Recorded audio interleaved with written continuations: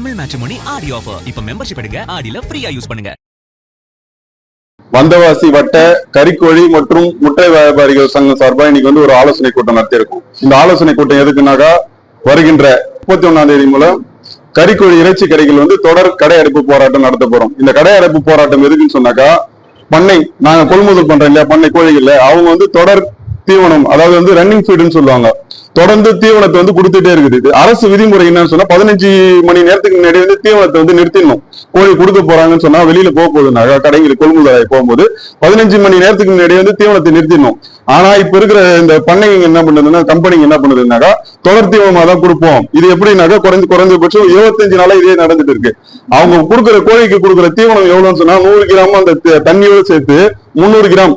அதனால ஹோல்சேல் பண்றவங்க traders plus சில்லறை வியாபாரிகள் பண்றோம் பாருங்க, இவங்களுக்கு ஆவர நஷ்டம் எவ்வளவுன்னு கேட்டா குறைஞ்சபட்சம் 50 ரூபா. இதனால ஆவர சுகாதார சீர்கேடு என்னன்னு கேட்டீங்கன்னா, அந்த வண்டியில வரும்போது அதனுடைய கழிவுகள், அதே மாதிரி கடைக்கு வரும்போது அந்த குடல்லையோ அது வயிற்றுல இருக்கு, கடையில வேலை செய்யறாங்களே பணியாளர்கள், அவங்களுக்கு இதனால நோய் தொற்று ஏற்படும். அரசு ஒரு விதிமுறை வச்சிருக்க, அந்த விதிமுறையை மீறியும் இந்த பண்ணையாளர்கள் இப்படி ஒரு இந்த மாதிரி தொடர் இந்த ரன்னிங் ஃபீடு தீவனத்தை இது மாதிரி தொடர்ந்து கொடுப்போம். இது இத்தனை சங்கம் தமிழ்நாடு மாநில லெவல்ல எதிர்ப்பு தெரிவிச்சு கடையெடுப்பு இது மாதிரி போராட்டத்தை 20 நாளுக்கு முன்னாடி அறிவிச்சாச்சு. இது வரைக்கும் எந்த விதமான ஒரு அசைவம் அவங்க கிட்ட இல்லை.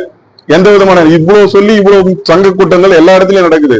அப்படி இருந்தும் இது வரைக்கும் பண்ணையாளர்கள் எந்த விதமான ஒரு பதிலும் முறையான பதிலும் இல்லை. இது நடவடிக்கை விட வேண்டிய தமிழ்நாடு அரசும் இது வரைக்கும் சரியான ஒரு அணுகுமுறையா எடுக்கல. இது மூலமா தமிழ்நாடு அரசுக்கு நாங்க கோரிக்கை வைக்கிறதுனா, லட்சக்கணக்கான இந்த கோழி இறைச்சி அதன் சார்ந்த தொழிலாளர்களுடைய வாழ்வாதாரத்தை பறிக்கிற மாதிரி இருக்கு.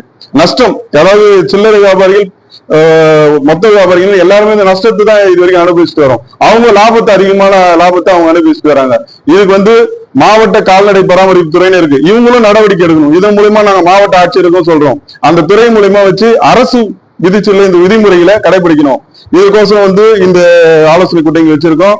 இது நிச்சயம் அவங்க இந்த நாளைக்குள்ள அவங்க பிசிசி மூலியமாவோ இல்ல பண்ணையாளர் மூலியமாவோ சரியான ஒரு தீர்வு சொல்லப்படவில்லைனாக்கா வருகின்ற 31ஆம் தேதி முதல் தொடர் கடையெடுப்பு போராட்டம் நடைபெறும்.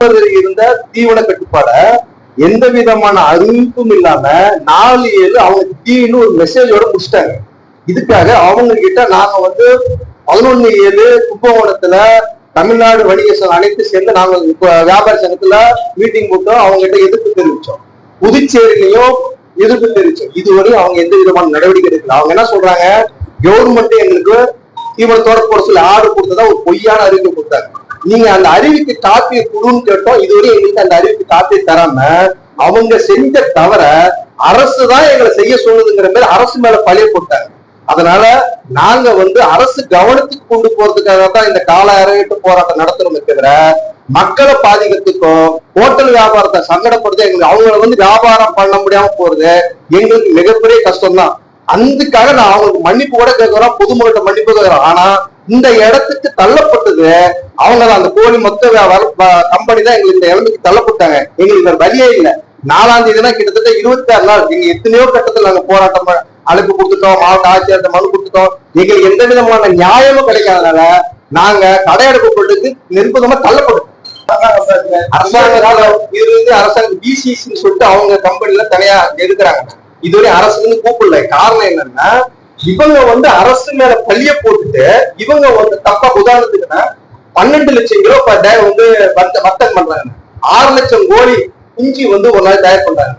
6 லட்சம் கோழிக்கு ஒரு கோழிக்கு 150 கிராம் தீவனத்துல அவங்க லாபம் சம்பாதிச்சாங்கன்னா ஒரு நாளைக்கு எத்தனை கோடி அவங்க லாபம் சம்பாதிக்கலாம்னு அவங்களுடைய ஐடியாலஜி தானே. அதாவது இப்ப நடக்கிற வர்த்தகத்தையே அவங்க லாபத்தை டபுள் மடங்கா சேர்த்து கூட்டாம இந்த வர்த்தகத்திலேயே 2 மடங்காக, உதாரணத்துக்கு 100 கோடி சம்பாதிக்கிறாங்கன்னா அது 200 கோடி சம்பாதித்துக்கொள்ள ஐடியாலஜி படி அவங்க கணக்கு கொடுப்பாங்க. அந்த காசெல்லாம் எங்களுடைய உழைப்பும் ஹோட்டல்காரர் உழைப்பு காசுல அதை நாங்க விட்டுட்டு நாங்க வீட்டுல விருந்தையா போக முடியாது. நாங்க உழைக்கிறோம்னா லேபருக்கு சம்பளம் கொடுக்குறோம்னா 10 ரூபா தான் கொடுக்க முடியும். ஆனா வீட்டுல இருந்து காசு எடுத்து ஊழியர்களுக்கு சம்பளம் கொடுக்குற நிலைமைக்கு நாங்க ஆளாயிட்டோம். அதுக்காக தான் இந்த வெளியே இல்லாம நாங்க கடை எடுத்து பண்றோம். தமிழ் மேட்ரிமோனி ஆடி ஆஃபர். இப்ப மெம்பர்ஷிப் எடுங்க, ஆடில ஃப்ரீயா யூஸ் பண்ணுங்க.